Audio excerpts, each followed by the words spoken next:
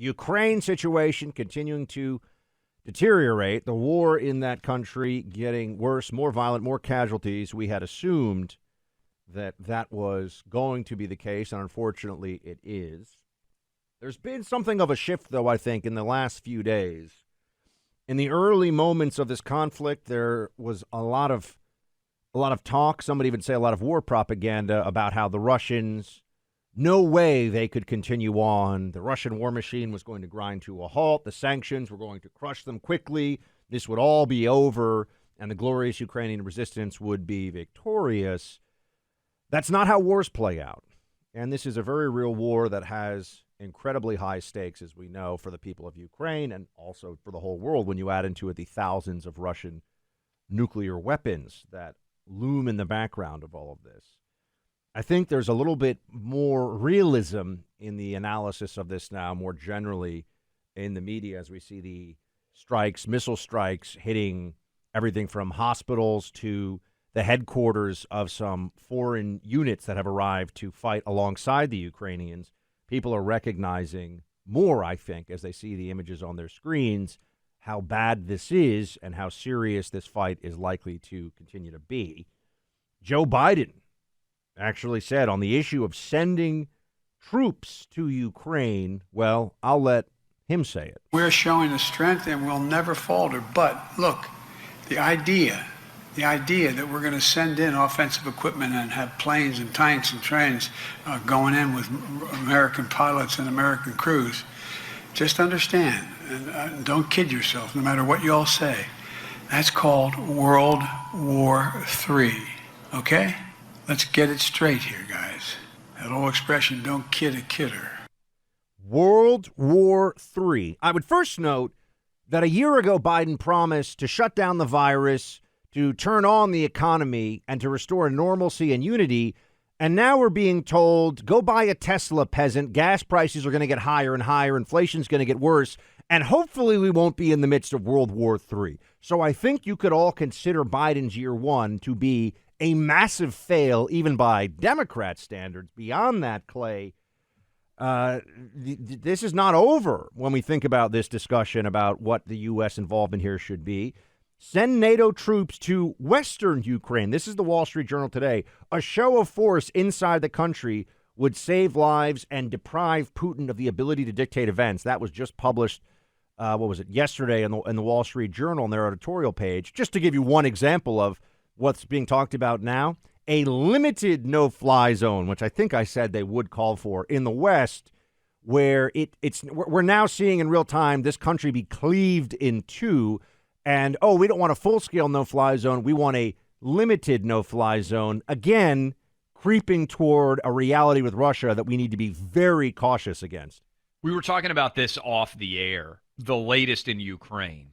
And I wondered how long it would take, Buck, for the American public, as much as there might be an interest in Ukraine, for that interest to begin to wane. And over the weekend, I believe it was Axios published a study on online traffic to Ukraine-related articles. And it basically has fallen off a cliff. First 8-9 days, first week of the Ukraine story, people couldn't get enough of it. The drama of following this war in Europe was unbelievably compelling to your average American. But guess what happens, Buck?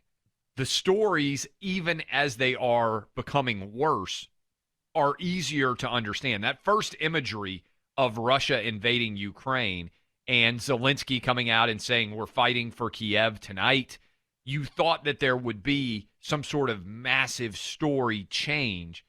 And what's happened is what you predicted, Buck. We've basically entered the long slog of war here, where you're making progress if you're Russia a couple of miles a day. The overall rate of casualty is increasing fairly rapidly, but the day-to-day swings are not as substantial. And so the American public, everybody put up their Ukraine flag on social media. All the politicians walked out with their Ukraine flag lapels. And now as this battle is ongoing, there's a dial back, right? In the overall interest, it feels like in America in general. And I don't know where we go from here. But how long do you think this process plays out, right? Because I think there's a lot of people out there, okay, we're mid-March. We're, 2 weeks into what feels like a very long process. When is there a resolution, and what do you think that resolution might look like? I think this goes on for a couple more weeks before Kyiv essentially becomes so destroyed that it is almost indefensible militarily. And then I believe there'll be negotiations that will stretch on with intermittent ceasefires. This is all prediction, folks. I could be wrong. That will eventually create a Russian protectorate in much of eastern Ukraine and a full Russian Federation absorption of the so-called independent region of Donbass, or the separatist region of Donbass, and a corridor that connects the Donbass to Crimea, which would essentially block the rest of Ukraine from access to the Sea of Azov and the Black Sea. So cut the country in half in a matter of months is, I think, what is going to happen here. And at that point, the Russians would be willing to say, well, we'll back off now and whatever. I mean, I think Zelensky survives and remains in power for the remainder of Ukraine, or how do you see him? Because many people are following him as the heroic protagonist of the Ukraine-Russia struggle. What seems likely to you to occur with Zelensky? I think that he will. I hope and think that he will be okay and be a part of the eventual negotiations here, because I think militarily he's not a significant target to the Russians insofar, or I should say, he's not an obvious target for the Russians insofar as the martyrdom of Zelensky may create an even emboldened resistance among the Ukrainians. Because Russia, at the end of this, wants to go back to being a member of the international community, and there are some things that I believe are going to guide Putin here as much as he can be guided. Because look, I mean, he could level any of these cities if he wanted to. So he's using escalating force to try to punish the Ukrainians enough that they will give him what he wants at the negotiating table. Right? If he wanted to completely level one of these cities, there's very little that could be done to stop him. But he's coming pretty close to it, I know, in some places. You're seeing a lot of the wreckage. And we're trying to get in the mind of a very immoral and vicious fellow with Vladimir Putin. But I think he ends up cutting the country in half. I think Zelensky probably makes it to the end of the conflict. And what I mentioned before on the changing perception, by the way, Clay, I had been surprised in the first week or so of this conflict. We were told that 75% of the American people, according to, I think it was a Reuters Ipsos poll, if I remember correctly. Yes. 75% of them supported a no-fly zone over Ukraine. The most recent polling on this one, and this is a CBS News poll /YouGov, 59% support a no-fly zone over Ukraine. However, would you support a no-fly zone over Ukraine if it is viewed as an act of war? 62% oppose it then, which is another way of saying, yeah, people realize we don't want a war with Russia because a no-fly zone over Ukraine would absolutely be viewed as an act of war by Russia. How would they respond to that? We don't know. But because to do a no-fly zone, you have to shoot down Russian planes and destroy Russian surface-to-air missiles on Russian territory. There's no other no-fly zone. It also shows, Buck, how the wording of poll questions really dictates many times what the response you're going to get from the people that you poll is. And so relying on poll question answers to help dictate American policy, certainly American foreign policy, can be freighted with danger just based on that difference that you're explicating there in essentially word choice. Nobody wants World War III. Everybody, in theory, likes the idea of supporting Ukraine as much as Ukraine can possibly be supported. And so if you're right, and we're talking about eventually an agreement where part of Ukraine is given back to Russia, I think most people out there wonder several things. One, would Russia stay happy with that result? And two, what I haven't heard a lot of people talk about, Buck, is how does Russia get reintegrated into the global marketplace when there's some sort of resolution here? Like, everyone is so mobilized right now with this moment of unity to shut down. Exactly, unity against Russia. And we're even, they stopped some, I think it's like a 20-year-old piano prodigy from playing at some concert hall in Canada. He's Russian. He's 20. He's outspoken against Putin in the war. He's basically a Russian dissident at this point, and they won't let him perform because he's Russian. They've stopped teaching some of the greats of Russian literature in major universities in the Western world because they're doing this it's the freedom fries moment. Remember that? Remember we were supposed to rename French fries freedom fries, not because we were invading France, but because Jacques Chirac wasn't on board for the Iraq War of 2003. So we were supposed to turn on the French, which that whole thing was idiotic.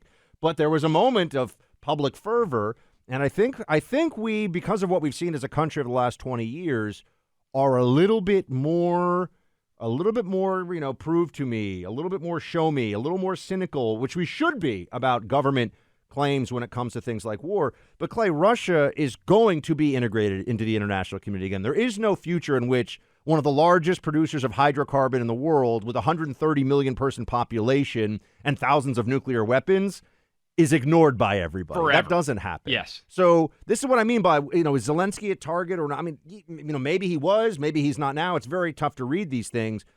Here is a prediction I feel very confident in. In a year, most of the world is doing business with Russia. Most of the world is buying Russian energy without a second thought. Russia is back on the United Nations. I don't know. Right now, nobody wants to hear that. But you think about this. Really? Do we think that we're going to treat Russia like North Korea for the foreseeable future? Putin knows that that's just not possible. He knows that countries won't care enough about what's happened in Ukraine to do that. So this all goes into his very Machiavellian calculations. Well, his idea is essentially, I think, correct. But can you imagine how awkward the reintegration of Russia and their economy is going to be after so much of a statement being made about how you're going to shut down Russia? And then suddenly, I mean, just think about it. McDonald's going to open back up.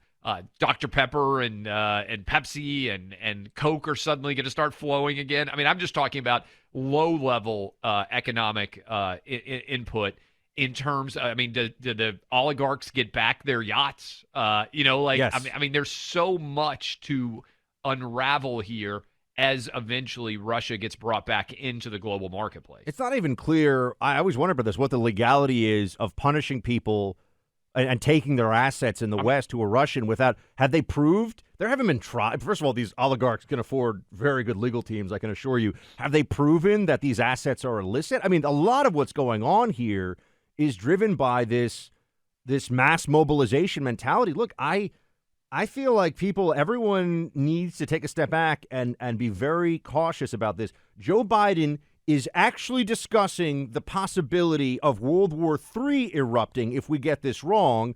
And there are people who are saying, yeah, but blow Russian planes out of the sky. What are they going to do about it? And they have platforms. They took in London, obviously, which has got massive amounts of Russian oligarch money. They took away Abramovich, and I may be mispronouncing his name, but I don't think I am. He owns Chelsea, which is one of the biggest English Premier League teams out there, and they seized his soccer team. I mean, it's crazy what they're doing in England right now in terms of taking property that the guys have owned for a generation. Let's say that I'm right, and I know we got to take a pause here. We'll come back to this, but let's say I'm right, Clay, and they do cleave the country in half, and there's some kind of negotiations. You know what everyone who wants to do business with Russia is going to say? Okay, guys, this is now peace means putting things behind us, and Putin is and you're going to hear so much justification for why we need to forget all about these sanctions and these things just because of the money, because there are so many people that are going to want access to Russian fossil. If Russia didn't have oil and natural gas, Clay, it would be a different conversation. Yes. But there's no way. There's no way this is long term. That's how I see it.